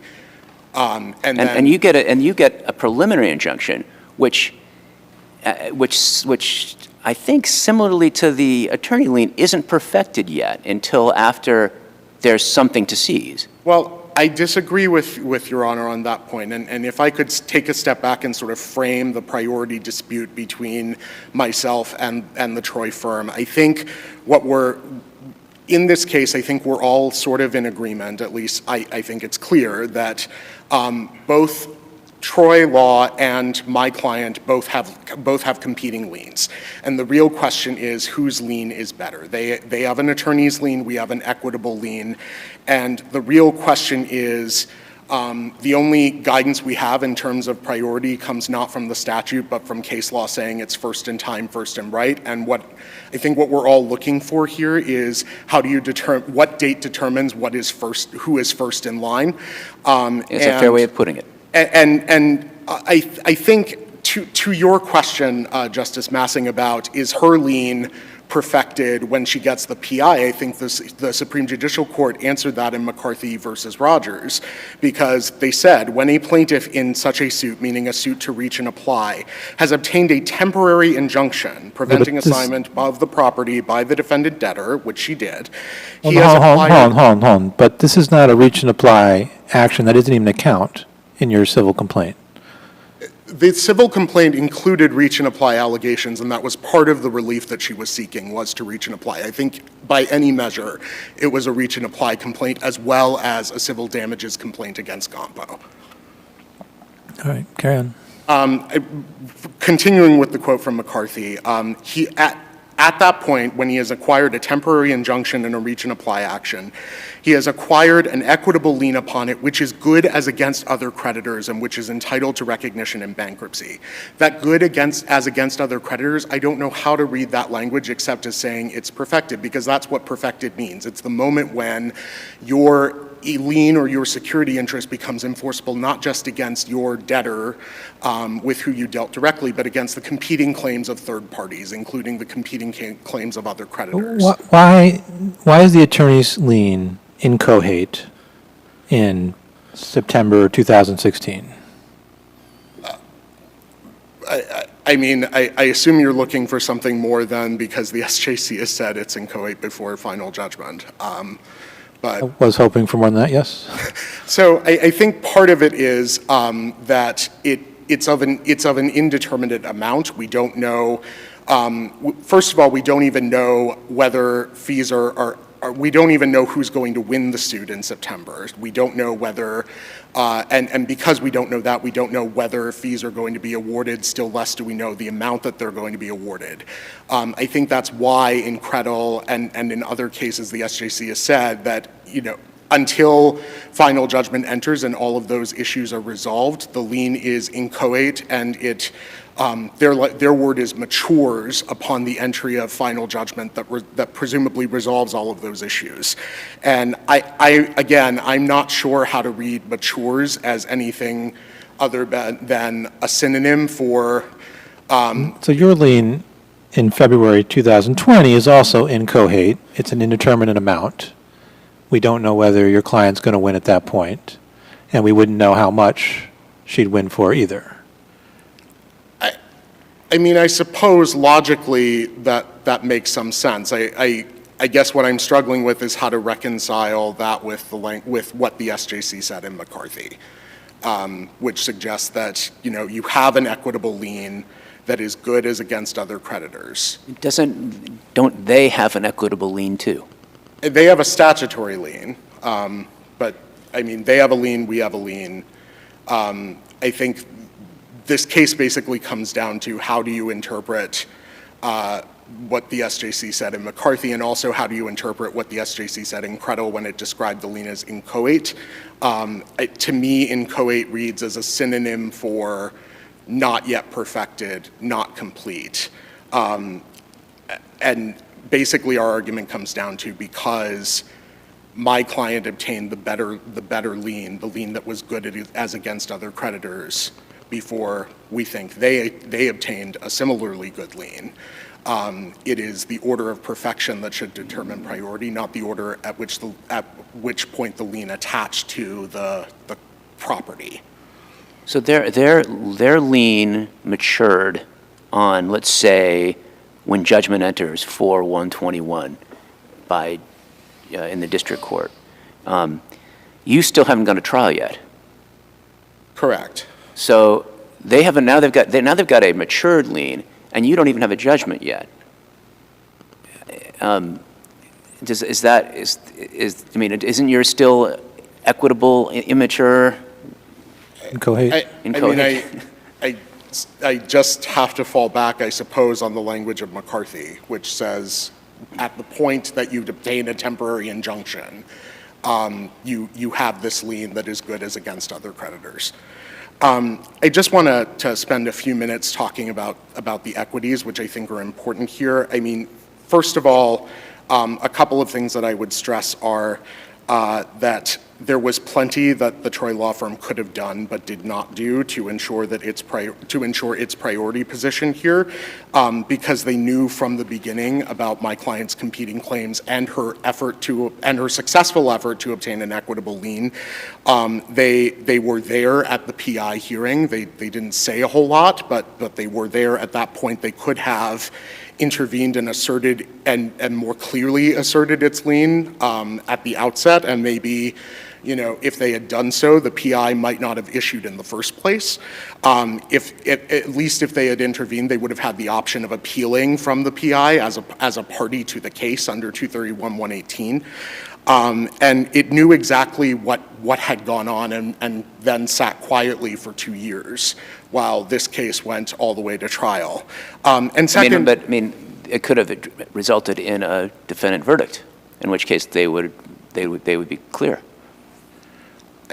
I suppose that's right. I guess my point is they did not do anything which the second sentence of 22150 contemplates, that to enforce the attorney's lien, you do have to do something. You have to make a request to either the court in which it's pending, which would be the federal court, or to the superior court, presumably by filing a new action. Well, so let me ask you about that, and this will probably take us past the time, I'm afraid, but you kind of left out a little of the statute. It says it'll be determined in the court in which the proceeding is pending, or if the proceeding is not pending in a court, the superior court.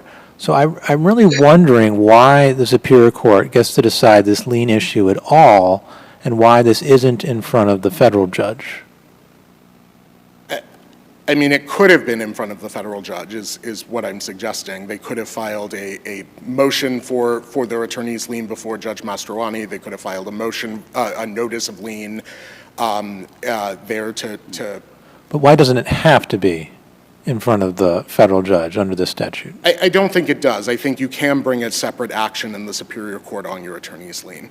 And then the other thing I would just like to stress on the equities, and again, taking a step back from this case, I think, you know, if you look at this case next to Credel, you might see some superficial similarities, I would suggest, in that in both cases there's a competing creditor and an attorney creditor, and in both cases there's a limited asset that both of those two creditors are fighting about, and the SJC in Credel decides that the attorney should win over the landlord. And I see a real difference, not just in the timing issues that I briefed, but also in Credel, we're not talking about two competing lien holders. In Credel, the landlord just had a judgment. They did not have yet a property interest in the escrow funds by getting an equitable lien. And more importantly, the thing I will close with is, in Credel, the tenant owed money to these two people, the landlord and their attorney, as a result of voluntary contractual promises to pay them money that always carry with them an inherent risk that they're not going to pay. That's inherent in the nature of every credit relationship. And here, only one of those parties has that kind of relationship with Gumpo, or ever had that kind of relationship with Gumpo. My client's relationship with him, if you could call it that, was the polar opposite of voluntary. She is his victim, and there seems to be something, to me at least, unseemly, if not abhorrent, in the suggestion that she should do worse than the people who voluntarily assume some risk of non-payment. Well, on the other hand, without their work, you've got nothing to collect on. I mean, we would still in theory have the judgment against him for. Well, no, I mean, they don't appear in court, there's no judgment. Right? I mean, for you to get the $180,000 that you are entitled to, you're relying on the services of the Troy law firm. Or you could wait to inherit it. Pardon? Or she could wait to inherit it. I mean, it's her father's money. If there are no further questions, we'll rest on. Oh, no, I'm sorry. I know you want to sit down. Just one more question on Justice Ditkoff's. Sure.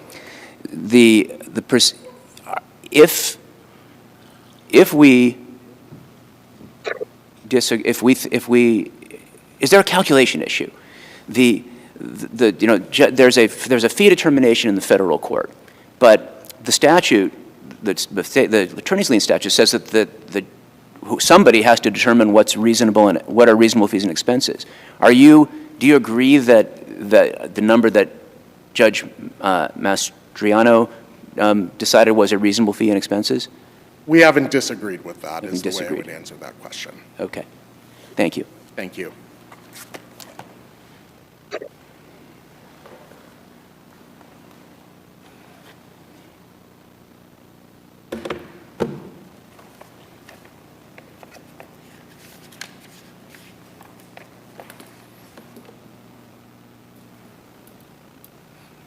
Good morning, Your Honors. May it please the court. My name is Tiffany Troy, and I represent the interests of the Troy law firm in the instant appeal.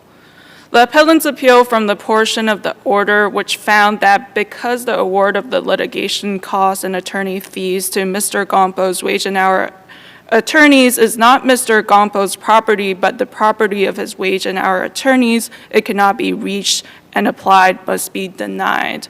Why? Because the court below did not abuse its discretion in denying the injunctive relief to the award of attorney fees. As we'll show, the court has correctly exercised its discretion to deny injunctive relief by applying the proper legal standards, and there was reasonable support for his evaluation to the legal question before him. First, as a threshold issue, the federal award of attorney fees is not Gumpo's property. Now, appellant's attorney earlier cite two cases, but before the lower court, it is clear that in appellant's motion for injunctive relief, the appellant does not cite to a single statute or law in support of her proposition that specifically in a wage and hour case, the award of the attorney fee to the attorneys is the property of Mr. Gumpo. Well, doesn't the actual judgment in the district court say that it's the property of Mr. Gumpo? Yes. Plaintiff is awarded, damages, attorney's fees, and costs.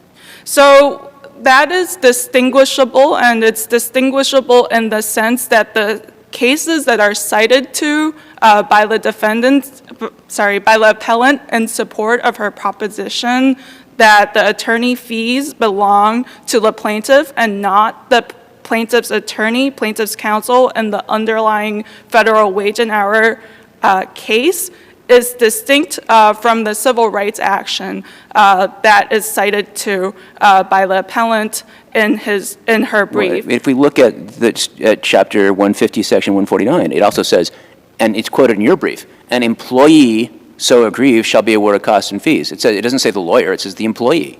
Yes, so as your honors mentioned earlier during appellant's argument, the plaintiffs brought forth the fee application under both the federal wage and hour statute, which in this case is the Fair Labor Standards Act, as well as the Massachusetts labor law. So the language of the Fair Labor Standards Act specifically does not specify to whom the fee is payable to as distinct. But the judge did specify, and he specified Gumpo. Yes, Your Honor. I think that in this case, we need to look at the case that we did cite, which is the Seventh Circuit case. One second. The James versus Home Construction Code 689 F2D 1357 1358, which is an 11th Circuit case in 1982, which specifically states that contrary to the dicta and Smith versus Southside Loan Co., suggesting that the attorney fees is the right of the party suing, we find that it is the attorney was entitled to the fee awards in the Truth in Lending Act case. And what is similar in the Truth in Lending Act case and the present wage and hour case is that the statute specifies that the fee is mandatory as opposed to a fee-shifting statute that is cited to by the appellant's counsel. The civil rights statute specifies that it is the prevailing party who will be awarded fees, and the prevailing party may be the plaintiff. It also may be the defendant in the case that the plaintiff fells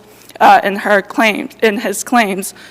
Here, contrary to the civil rights statutes cited, for instance, in the Evans versus Jeff D. Supreme Court case, the fees is mandatory in the wage and hour case. So that's also related to the argument that your honors brought up earlier in respect to the timeline of the lien that is attached to the commencement of the case. We mentioned earlier in terms of, in the beginning of the case, the lien is inchoate, and it becomes coate with the award of the attorney fees. But arguably, once the jury verdict is given on January 3 of 2020, I believe. Let me just check.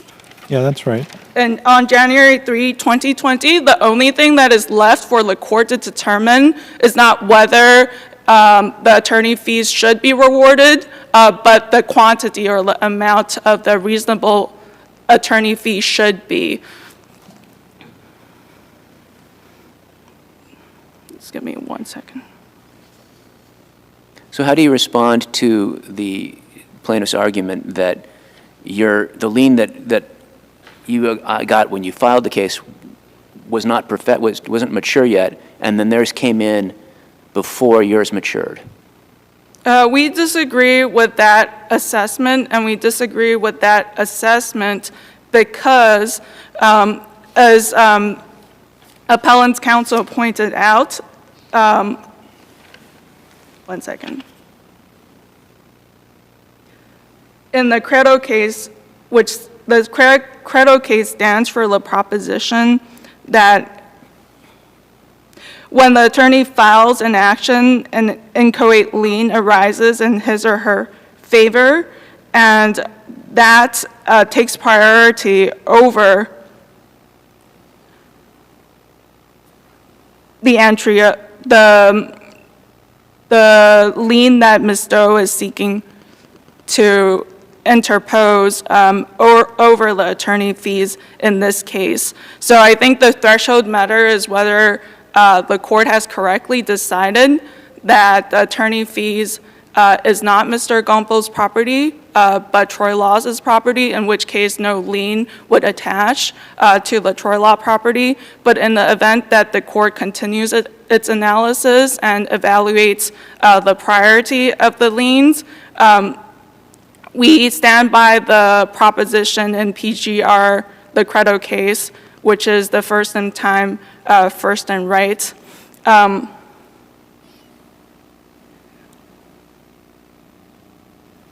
And I think I would just like to make clear also that this isn't a case where it's about the preference or who has the better argument, but whether the court has abused its discretion given the cases that are presented before it in the motion that was before it. See, that's what's troubling me, because let's assume we disagree with you that this was not Gumpo's property.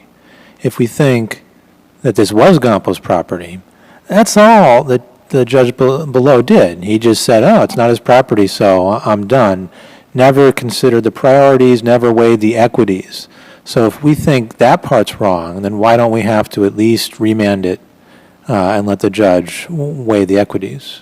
I disagree with that part of the assessment, and I disagree with that part of the assessment because the judge specifically did weigh the equities as between Ms. Doe and the Troy Law Firm, and the judge also made arguments about why an equity supports a finding for Troy Law. Obviously, the opinion was quite short. However, the judge specified that the legislature specifically included fee-shifting provisions in the Wage Act to ensure the rigorous enforcement by private parties. So it isn't as if the judge did not consider that. And in terms of the equities, the judge specified the portion of the retainer agreement which was filed on public docket as of 2018. So there's no way that Ms. Doe can claim that she does not know about it. That provision of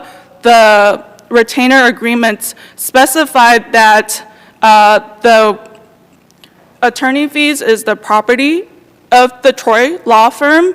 And furthermore, even in the cases that the appellant did cite, meaning Zessler versus Nice, which disagrees with James, the proposition that the right to seek the attorney fees belong to the attorney, it nevertheless recognized that attorney fees may be assigned from plaintiff to plaintiff's counsel, and in which case it would be recognized, meaning the right to seek fees could be assigned to plaintiff's counsel, and that is the end of it. The property, the right to seek the fees no longer belongs to Gumpo, but rather belongs to the Troy Law Firm.